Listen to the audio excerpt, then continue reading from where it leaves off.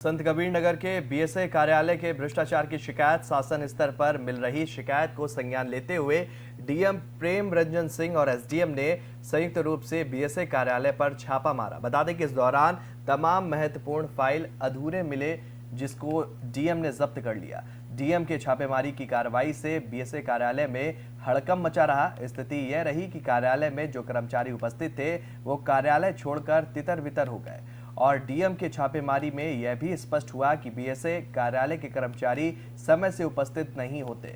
लगभग 1 घंटे की छापेमारी की कार्रवाई में डीएम ने तमाम दस्तावेजों को खंगाला और कार्यालय की स्थिति को परखा। इस दौरान उन्होंने कहा कि जब्त की गई फाइलों का निरीक्षण कराया जाएगा और संबंधित पर कार्रवाई भी की जाएगी।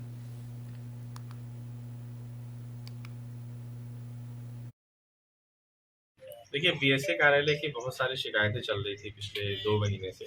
और शिकायत यहाँ ही नहीं, शासन में भी गई थी और आयुक्त महोदय के पास भी गई थी। आयुक्त महोदय भी काफ़ी इससे नाराज़ थे, इस कार्यालय के कार्य पद्धति से।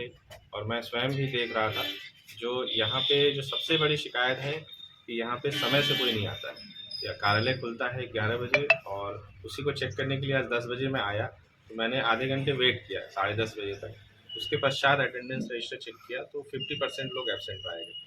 दूसरा, यहाँ पे पैसे लेने की बहुत ज़्यादा शिकायतें आ रही हैं, भ्रष्टाचार की शिकायतें आ रही हैं और कई जगह से इस तरह की शिकायतें आई हैं। तो उसमें हम लोगों ने डिसाइड किया है कि यहाँ पे हम पूरी तरह से हम लोग अलर्ट रह के और इसमें चेक करने का प्रयास करेंगे।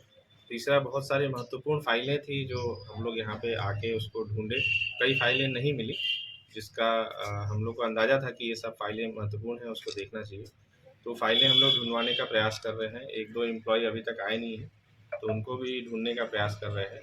तीसरा, यहाँ पे जो फाइलिंग सिस्टम है वो बहुत ही पुअर पाई गई है। जो फाइल बनती है तो वो उसमें प्रॉपर नोटशीट बना के फाइल बनाई जाती है, तो वो यहाँ पे नहीं पाया गया। बहुत सारी फाइलें मैंने देखी, लगभग 70% फाइलें बिना नोटशीट के, वो जो छोटे-छोटे फाइलें होती हैं उसको अप्रूव करा के रखा गया था। और शिकायतें प्रथम दृष्टया सही पाई गई हैं और इस पे हम लोग आगे कार्रवाई करेंगे। सर, फाइलों जब्त किया गया, फाइल भी। हाँ, कई फाइलों को हम लोगों ने देखा है जिसमें फाइल सिस्टम सही नहीं पाया गया है, तो उन फाइलों को हम लोग अभी इसको चेक कराएँगे अलग-अलग मजिस्ट्रेट के माध्यम से और चेक करके, और अगर उसमें कोई कमी पाई जाएगी और किसी के ऊपर दंडात्मक कार्रवाई करनी पड़ेगी तो वो भी करेंगे।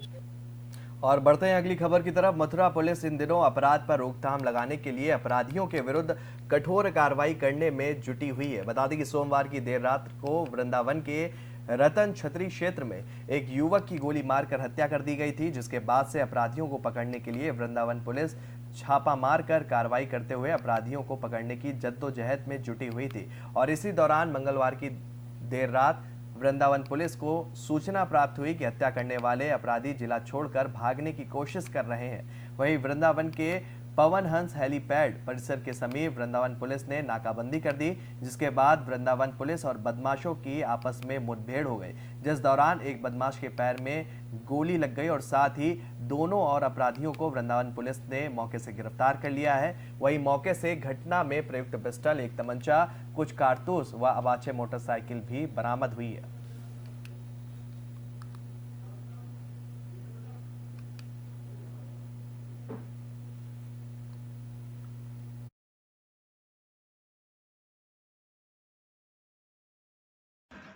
परसों रात में लखन निषाद की गोली मार के हत्या की गई थी, जिसमें कल हमारी वृंदावन की पुलिस की कई टीमें बना के लगाई गई थी।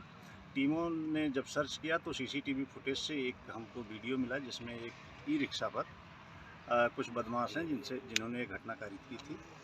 पुलिस ने ये रिक्शा तलाशा और उसके साथ उसके ड्राइवर को गिरफ्तार किया। ड्राइवर ने उनके नाम बताए। अभी मुखबिर से सूचना मिली कि घटना में शामिल कुछ बदमाश एक्सप्रेस वे की तरफ जा रहे हैं और ज़िले से बाहर जाने के फिराक में हैं। इस सूचना पर पुलिस द्वारा इनको घेराबंदी की गई। अपने को घिरता देख उन्होंने पुलिस पार्टी पर फायर किया। उस फायरिंग में पुलिस ने जवाबी कार्रवाई की। इस कार्रवाई के दौरान एक अमित नाम के बदमाश के पैर में गोली लगी है। 2 बदमाश उसके जो साथी हैं वो गिरफ्तार किए गए हैं, जिनका नाम भानु और राकेश है। अमित का पूर्व में आपराधिक इतिहास है और आपराधिक इतिहास की जानकारी की जा रही है। घायल को जिला चिकित्सालय भेजा गया है उपचारार्थ और बाकी के विरुद्ध पुलिस अग्रिम कार्रवाई कर रही है। शेष मुलजिमों की तलाश के लिए टीमें लगाई जा रही हैं। हत्या की वजह क्या निकल के कुछ अभी तक पता हत्या चली? की वजह एक रोड रेज की तरह मारपीट हुई और उसी में उन्होंने उसको गोली मार दी थी। जो फाइनेंस कंपनी का नाम आ रहा था वो बिल्कुल फाइनेंस कंपनी की भी जांच हम लोग कर रहे हैं, लेकिन अभी तक उनकी भूमिका नहीं आई। तो फिलहाल इस बुलेटिन में मेरे साथ इतना ही। देश और दुनिया से जुड़ी हुई तमाम खबरों के लिए आप बने रहिए FM न्यूज के साथ। नमस्कार।